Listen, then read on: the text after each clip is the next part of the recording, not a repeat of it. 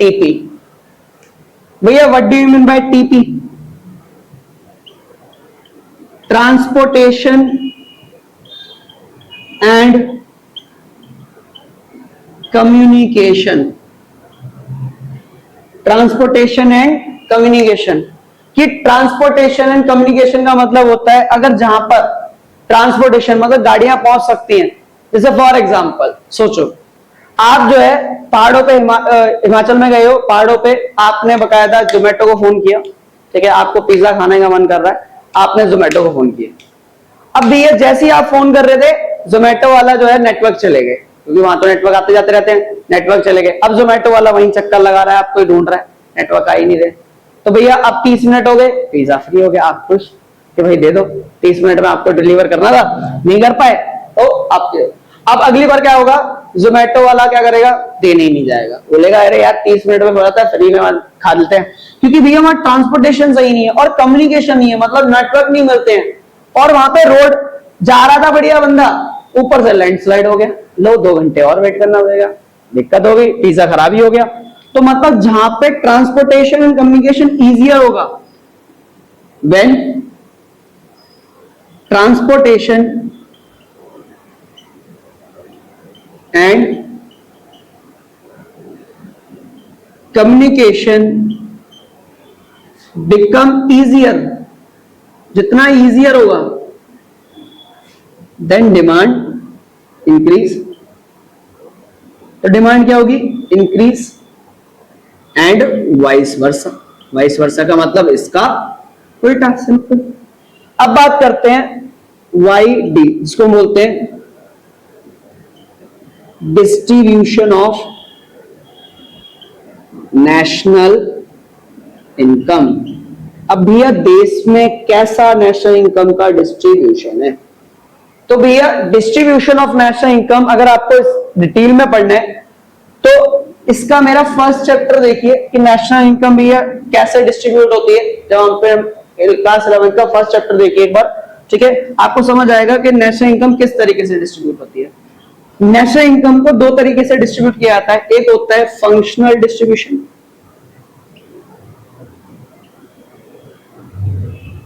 और एक होता है personal distribution. Basically functional distribution, personal distribution. तो भैया अब क्या हो रहा है, अनइक्वल डिस्ट्रीब्यूशन हो रहा है, तो इसी को बोलते हैं unequal distribution of national income. Unequal distribution of national income, कि नेशनल इनकम का क्या है, अनइक्वल डिस्ट्रीब्यूशन है। फंक्शनल डिस्ट्रीब्यूशन का मतलब कि गवर्नमेंट सबको अपॉर्चुनिटी दे रही है, सबको चांस दे रही है कि हम आपको क्या इसके कॉन्ट्रैक्ट दे सकते हैं, आप बनाइए। छोटे मोटे बिजनेसमैन को बहुत बढ़ा रही है, तो हर किसी को इनकम अच्छी खासी होगी। अगर मुझे गवर्नमेंट अपॉर्चुनिटी दे कि भाई मैं आपको स्कूल में पढ़ाने के लिए हायर कर रही हूँ, मतलब ऐसा कोई नहीं है कि भैया किसी को पार्शियलिटी करके जो है हम हायर कर रहे हैं, तो बेसिकली इसमें मेरे को भी इनकम बढ़ेगी। भैया हमें भी प्रमोट करे, ऑनलाइन क्लासेस को प्रमोट करे, तो इससे सबकी इनकम बढ़ेगी। तो क्या होगा, equal distribution of income, equal distribution of income. अब मुझे एक बात बताइए, अगर ऐसा सिस्टम होगा देश के अंदर तो कुछ लोग ही ज्यादा पैसा कमाएंगे, तो इसमें डिमांड जो होगी ओवरऑल वो बहुत कम होगी। लेकिन इस कंडीशन में डिमांड क्या होगी, बहुत ज्यादा होगी, कहने का मतलब ये। तो यही थे बेसिकली आपके इंडिविजुअल डिमांड को इफेक्ट करने वाले फैक्टर एंड पूरी मार्केट को इफेक्ट करने वाले फैक्टर बेसिकली। अब हम जो नया टॉपिक, नेक्स्ट टॉपिक पढ़ेंगे वो पढ़ेंगे लॉ ऑफ डिमांड। तो बेसिकली स्टार्ट करते हैं हम अपना लॉ ऑफ डिमांड, इसको नोट डाउन कर लीजिए पहले, ठीक है, फिर उसके बाद करते हैं हम लॉ ऑफ डिमांड। चलिए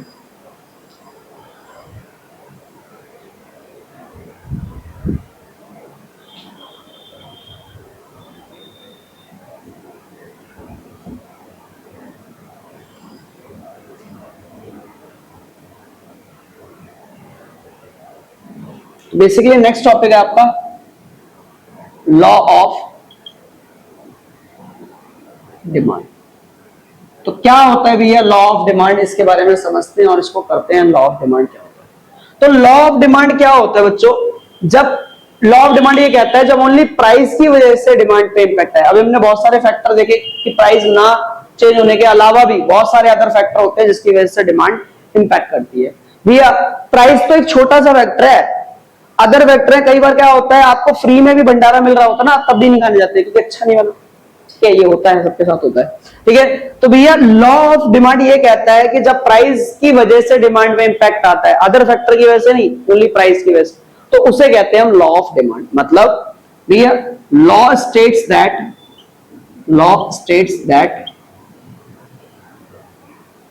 when या law states that price and demand या relation between inverse relationship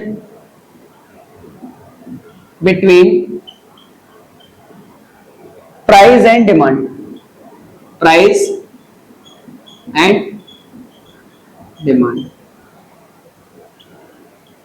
when price increase then demand decrease and vice versa, keeping other factor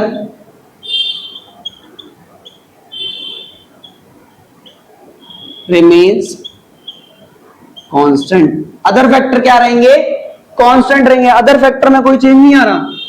भैया अगर हम बात करें अदर फैक्टर अजम्पशंस, क्या क्या पढ़े हमने अदर फैक्टर, भैया रिलेटेड गुड्स, तो रिलेटेड गुड्स के प्राइस में कोई चेंज नहीं आ रहा, तो no change in price of related goods. दूसरा टेस्ट एंड प्रेफरेंस, कोई चेंज नहीं, no change in taste and preferences. Third point, no change in income of consumer. Next, no change in expected price in near future. Fifth, no change in season and weather। तो बस 3-4 लिख लो आप, काम खत्म। ठीक है, इसके बाद टेबल की बात करते हैं। तो ये तो हमने करा ही हुआ है, प्राइस को हम रुपीज में कन्वर्ट कर मेजर करते हैं, 4, 5, और डिमांड क्या हो जाएगी भाई आपकी, कम हो जाएगी 50, 40, 30, 20, 10। अगर हम इसी का डिमांड कर्व बनाए तो ये हमारा क्या बनता है, डिमांड कर्व बनता है। कैसा स्लोप होता है इसका, तो कोई भी बता देगा, नेगेटिव स्लोप होता है भैया। नेगेटिव स्लोप का मतलब होता है, कैसा स्लोप है इसका, नेगेटिव स्लोप है। नेगेटिव स्लोप का मतलब कि एक चीज बढ़ रही है तो दूसरी चीज कम हो रही है, कहने का मतलब सिंपल। ये आपका डिमांड कर्व डन। तो अगर आप देखोगे पहले ओपी प्राइस था, ओ क्यू की डिमांड, ओ पी और ओ क्यू, प्राइस बढ़ा दिया आपने, डिमांड क्या हो गई, कम हो गई। प्राइस कम कर दो आप लोग, डिमांड क्या हो जाएगी, ज्यादा हो जाएगी, सिंपल सी बात है। तो ये था हमारा बेसिकली लॉ ऑफ डिमांड।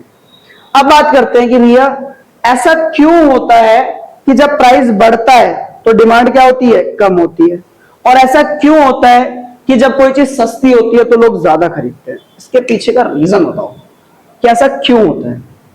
वही पढ़ रहे हैं, why when price increase then demand decrease, why when price decrease then demand increase, ऐसा what is the reason behind that.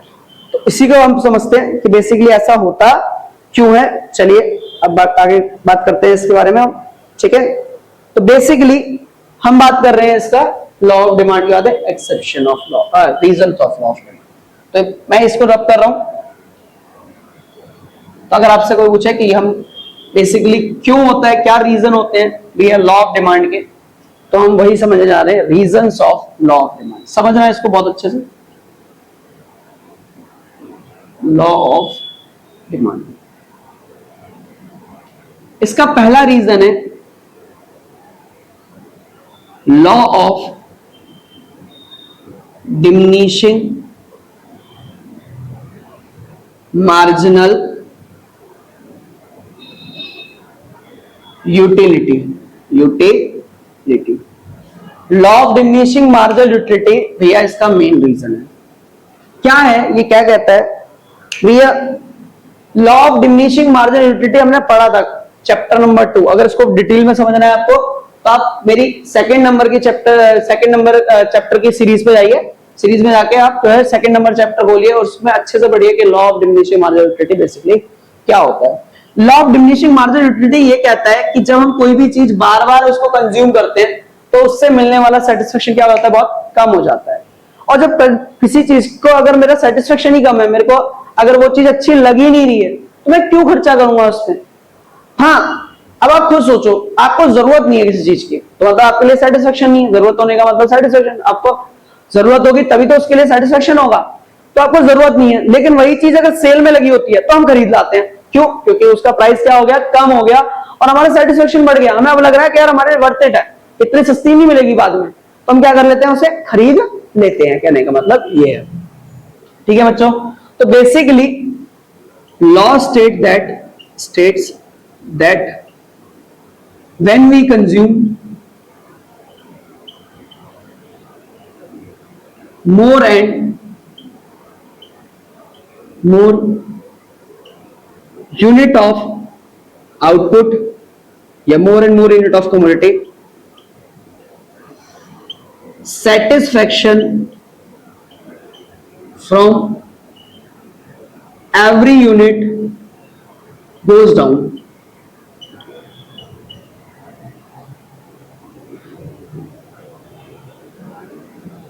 Consumer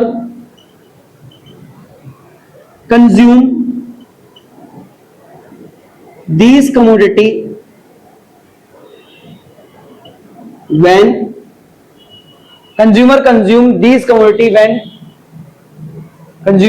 when price goes down।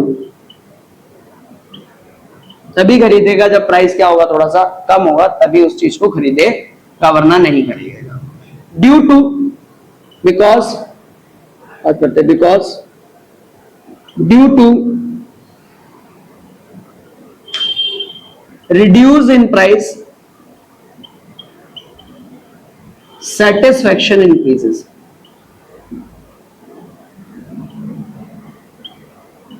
क्या हो जाएगा, सेटिस्फेक्शन बढ़ जाएगा। Second reason substitution effect.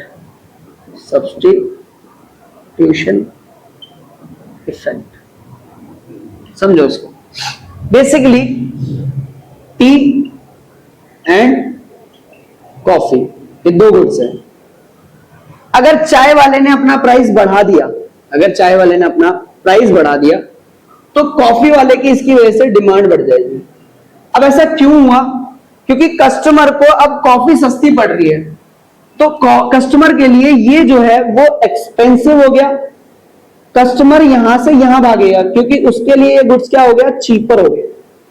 इस वजह से क्या होता है कि प्राइस बढ़ने की वजह से टी वाले की डिमांड क्या हो जाती है, कम हो जाती है। इसमें लिख सकते हैं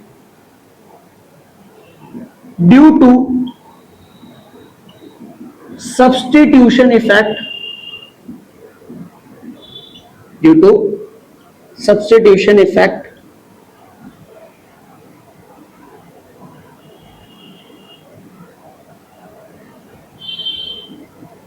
या substitute goods become cheaper for the customer, then he shift their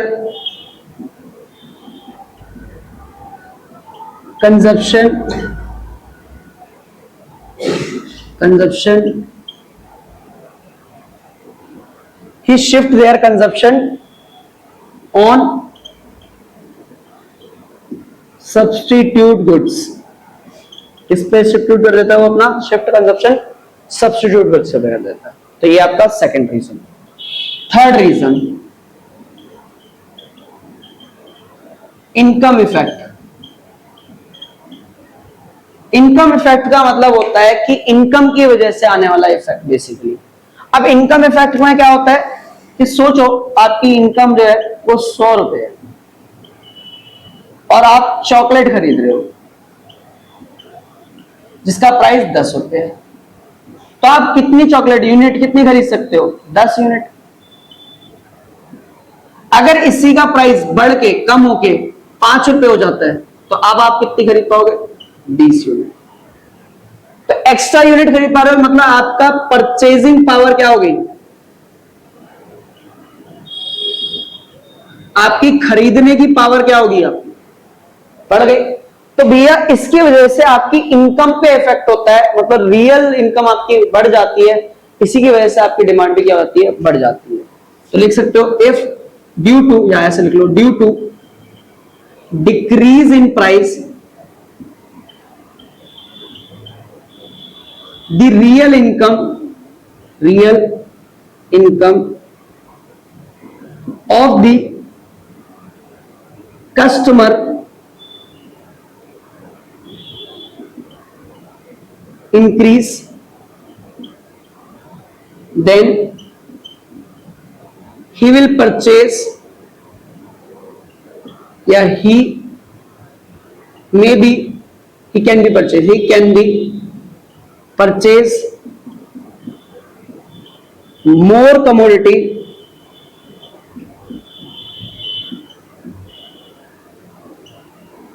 with limited,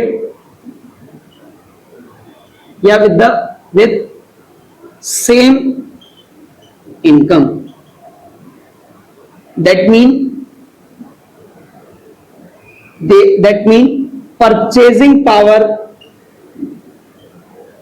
got increased. से क्या बढ़ गई? परचेजिंग पावर बढ़ गई। नेक्स्ट बात करते हैं एडिशनल कस्टमर।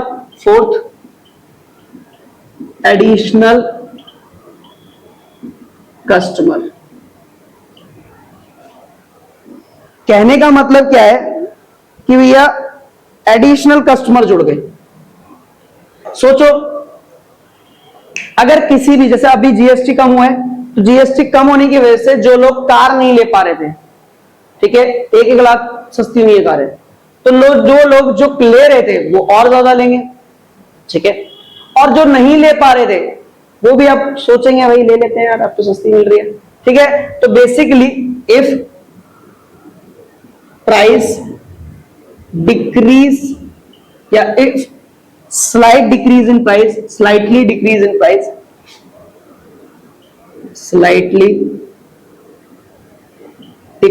इन प्राइस, अगर थोड़ा सा भी डिक्रीज होता है प्राइस में, then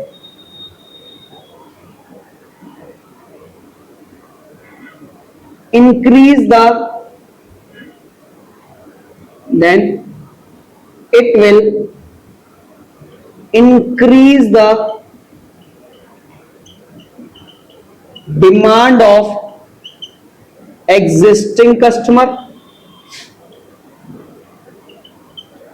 and also the new customer कहने का मतलब क्या है कि भैया if slightly decrease in the price then it will increase the demand of existing customer and also the in new customer plan to buy the product.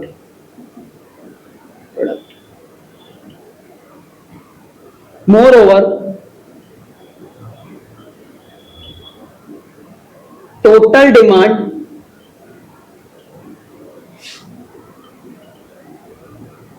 of commodity increases, क्या हो जाएगी? बढ़ जाएगी। नेक्स्ट हम बात करते हैं फिफ्थ पॉइंट, अपना लास्ट पॉइंट, बेसिकली उतार लीजिए इसको, ठीक है, वीडियो पॉज करके। Basically last point, different uses.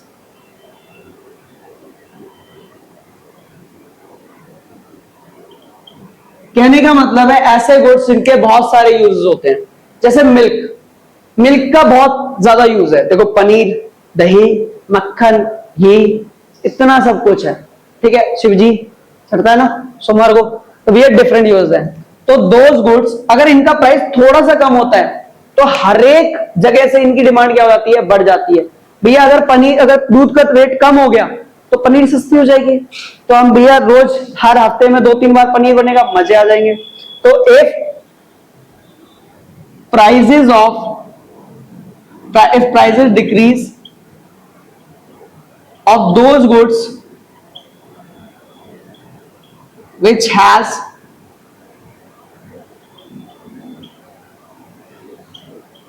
multiple uses, then